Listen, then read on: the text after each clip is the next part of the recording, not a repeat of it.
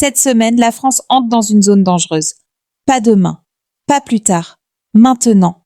Du 19 au 25 janvier, tout est sous pression en même temps.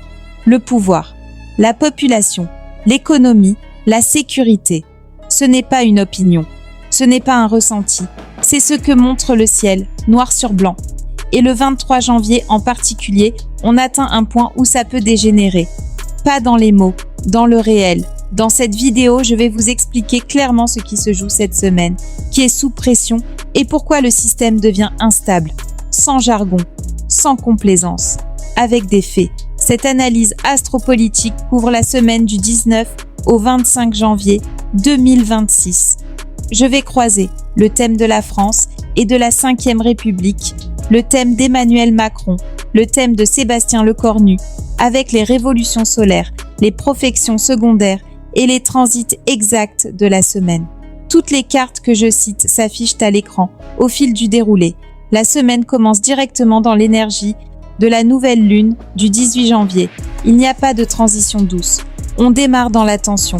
Le ciel du lundi 19 montre un regroupement massif de planètes dans les zones liées au pays réel, au quotidien et à l'argent. Concrètement, le territoire, les services, la logistique, les finances, la sécurité intérieure. Ce n'est pas une semaine de discours, c'est une semaine où le fonctionnement concret du pays est mis à l'épreuve. Le 18 janvier 2026, la nouvelle lune se forme à la toute fin du Capricorne. Le Capricorne, c'est l'État, les institutions, l'autorité. Autour de cette nouvelle lune, on retrouve Mars, Mercure et le Soleil. Ça parle d'action, de décision, de contrainte. En parallèle, Saturne est conjoint à Neptune.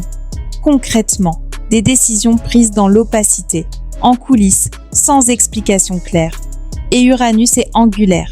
Uranus, c'est la rupture, le choc, l'imprévu. Le 18 janvier, le pouvoir ne cherche plus à ajuster. Il choisit une ligne dure. Il verrouille. Quand on croise ce ciel avec le thème de la Ve République, le constat est net. Rupture entre le peuple et l'État.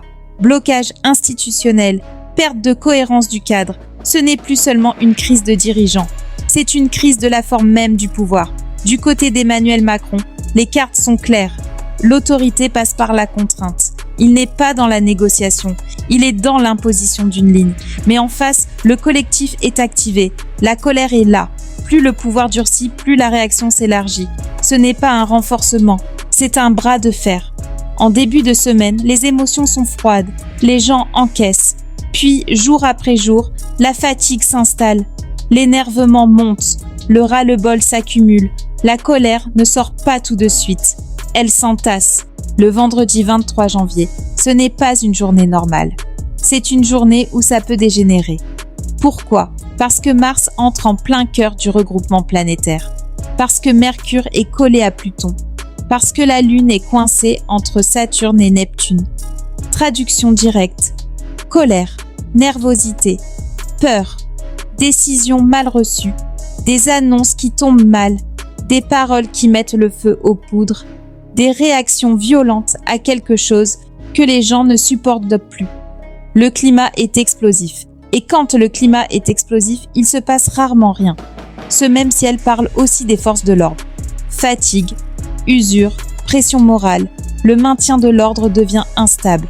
Pas par manque de moyens, par épuisement humain. Les finances et les circuits économiques sont sous tension. Trésorerie fragile, flux perturbés, ports, transport, approvisionnement.